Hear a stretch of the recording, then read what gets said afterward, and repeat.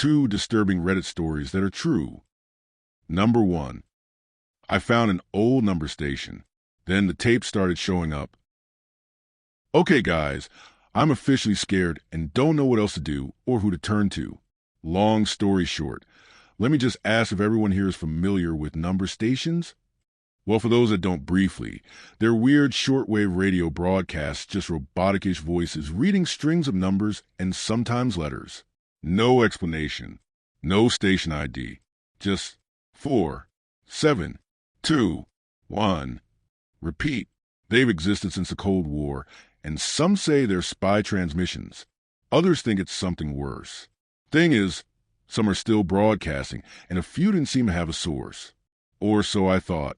Now, my background. I used to work overnights at a tiny FM radio station in Pennsylvania, WQRC 98.7, graveyard shift. We were a Class A station, running mostly automated playlists, but I'd be there to log weather carts, QPSAs, and hit the liners every hour. Most nights, it was just me, the board, and a crusty old pot of gas station coffee. One night, bored out of my mind, I started playing around with our Kenwood R5000 receiver. It's an old shortwave radio with manual tuning, and sometimes I just scroll through bands to see what odd stuff was floating through the ether. That's when I found it. 14,225 kilohertz. No call sign, no station ID, just this flat, robotic little girl's voice reading numbers. 9, 4, 0, 1, 7, 0. Then a pause.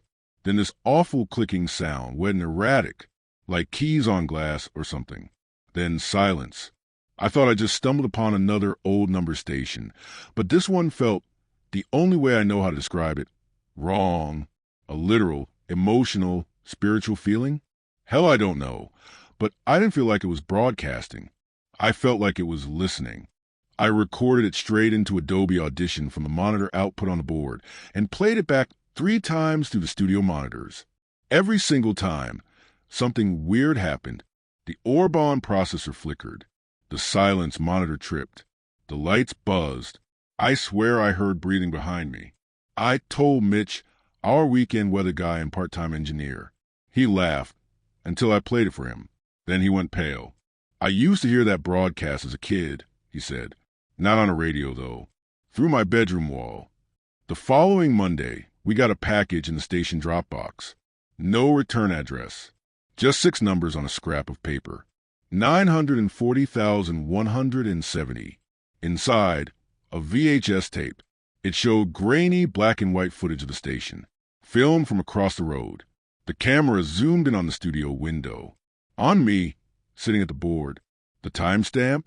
3 days from now, at exactly 2:37 a.m., the power goes out in the footage. I stand up suddenly, like something yanks me upward off my seat. Then, static. We thought it was a prank. Until that Friday, at exactly 2:37 a.m., the power actually cut out.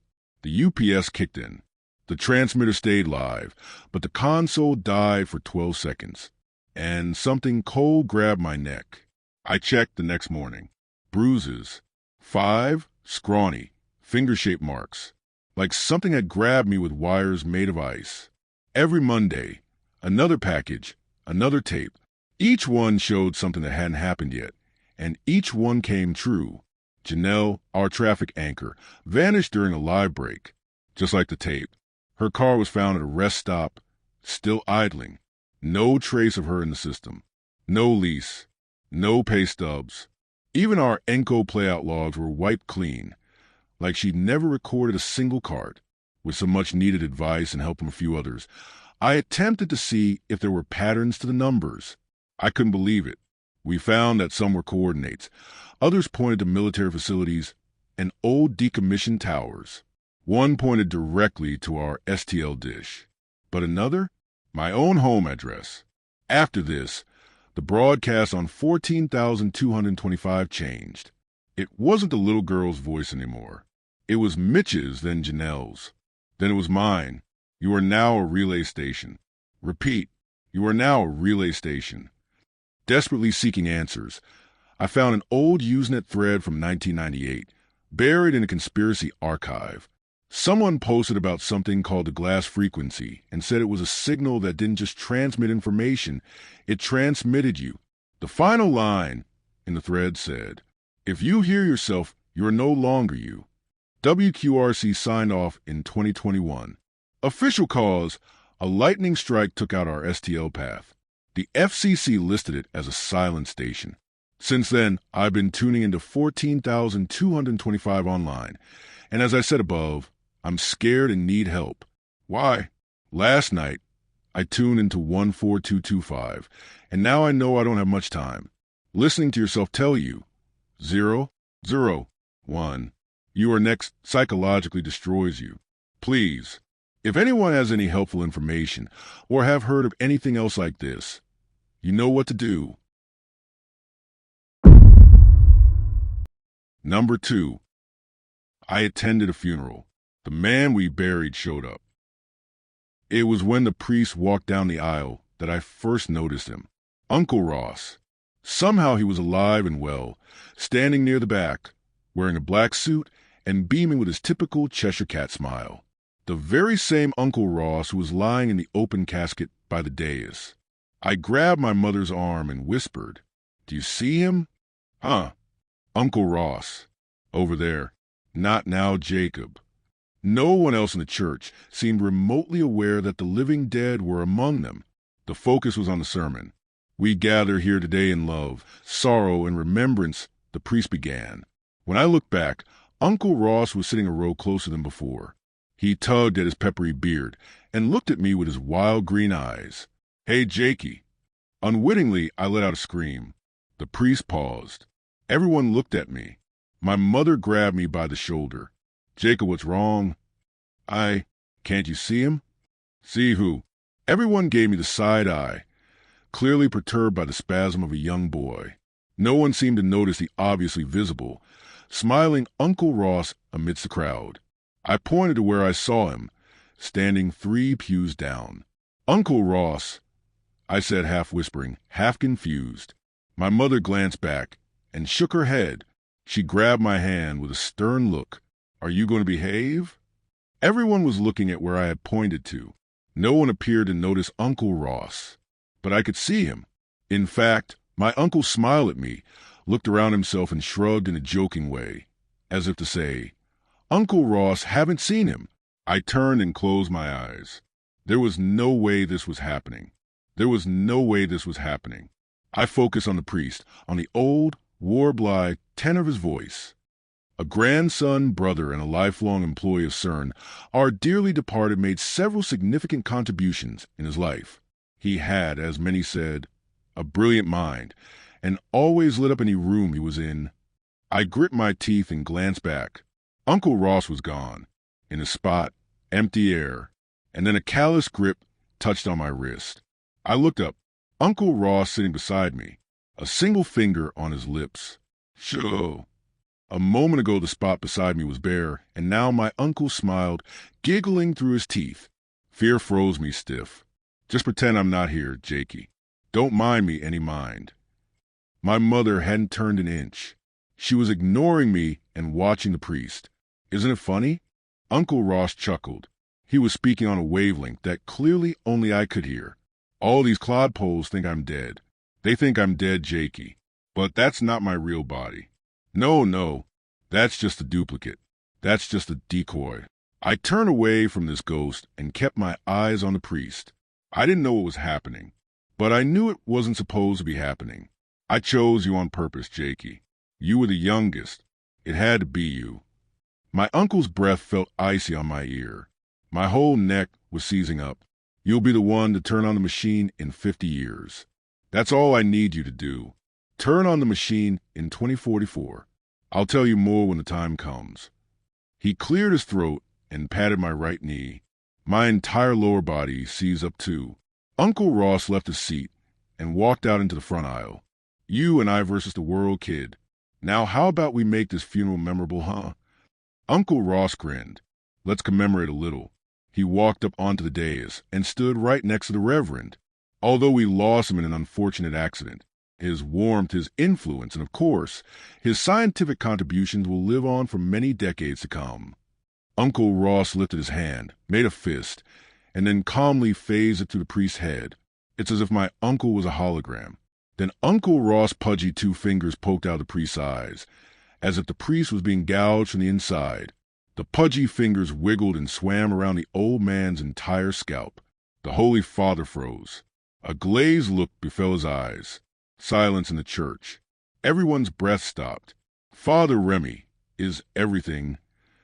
The priest collapsed to the floor, flipping and contorting violently.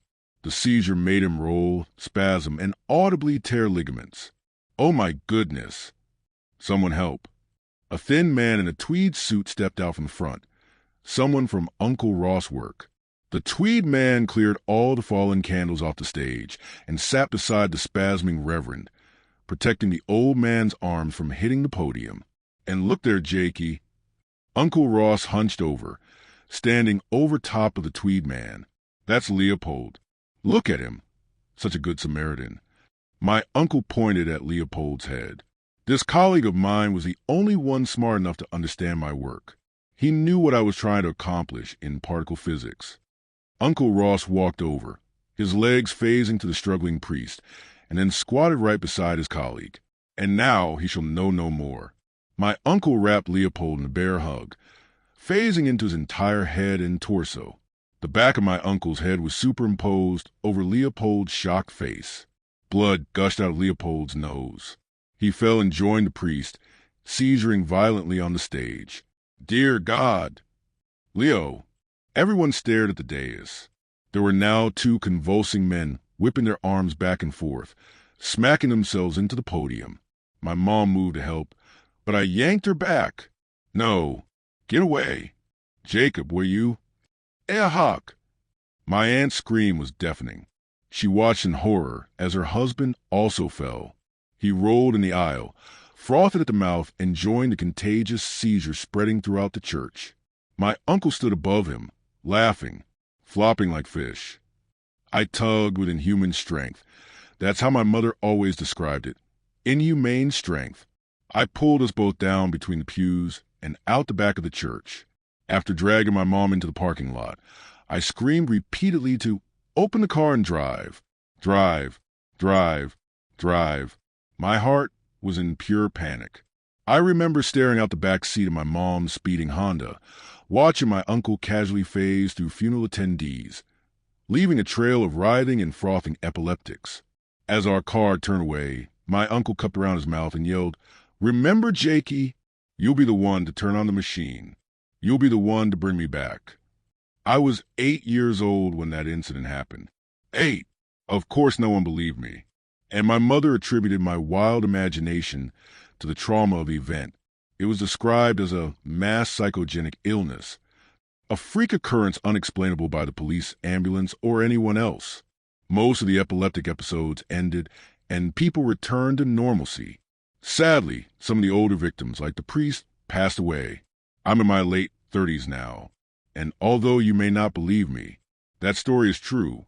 My whole life I've been living in fear, horrified by the idea of encountering mad Uncle Ross yet again.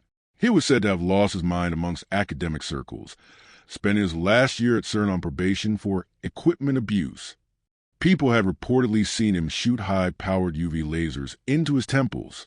He became obsessed with something called particle decoherence, a theory that was thoroughly debunked as impossible. I've seen him in nightmares.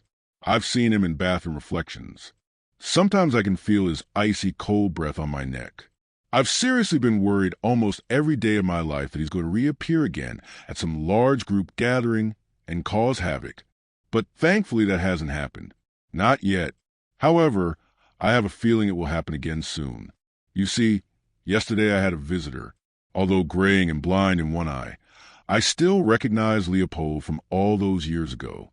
He came out of the blue with a package at my apartment and said that there had been a discovery regarding my late uncle. It was an old basement room, hidden behind a wall, Leopold said. The only reason we discovered it was because the facility was undergoing renovations.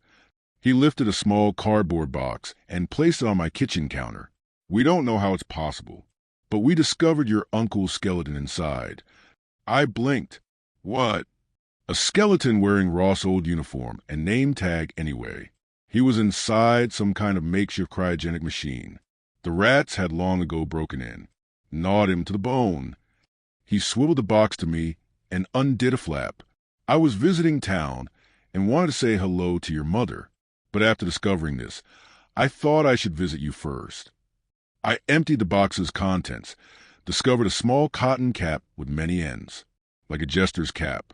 It looked like it was fashioned for the head of a small child, perhaps an 8-year-old boy. As I'm sure you know, your uncle was not well of mind in his final months at Geneva. We could all see it happening. He was advised to see many therapists. I don't believe he did. I rotated the cap in my hands, hearing the little bells jingle on each tassel. But I knew he always liked you. He spoke highly of his nephew. I looked into Leopold's remaining colored eye. He did? Why? Oh, I think he saw you as a symbol of the next generation, that whatever he discovered could be passed down to you as a next of kin. That's my sense of it. There was a bit of black stitching on the front of the red cap, pretty cursive letters. I stretched out the fabric. I don't know what he meant with this gift, but we found it within his cobwebbed and dilapidated machine. I feel certain he wanted you to have it. I read the whole phrase. You and I versus the world, kid. I bit my lip. A razor wire of fear coiled around my throat. I swallowed it away. So, how did you find the skeleton at CERN? Didn't we already bury his body a long time ago? Leopold folded up the empty cardboard box with his pale old fingers. Your uncle was an enigma his whole life. No one knew why he jumped into that reactor 30 years ago. Leo walked back to my doorway. I could tell that the topic was not a comfortable one to discuss. I've spent a notable portion of my life trying to figure out what your uncle was thinking, but it's led me nowhere. His theory of particle decoherence was sadly proven false. I wanted to offer Leopold a coffee or something. He had only just arrived, but he was already wrapping his scarf back around his neck. Hey, you don't have to leave just yet. Some kind of heavy weight fell upon Leopold. Something too dark to explain. He took a few deep breaths and then, quite abruptly, grabbed both of my shoulders. He wanted you to have it, okay? Just take it. Take the cap. What? Whatever you do, Jacob, just stay away from him. If you see him again, run. Don't look at him. Don't talk to him. Don't pay him any attention. Wait, Leopold, were you? Your uncle is supposed to be dead, Jacob, and no matter what promises you, he's lying. Your uncle is supposed to be dead. He's supposed to be goddamn dead.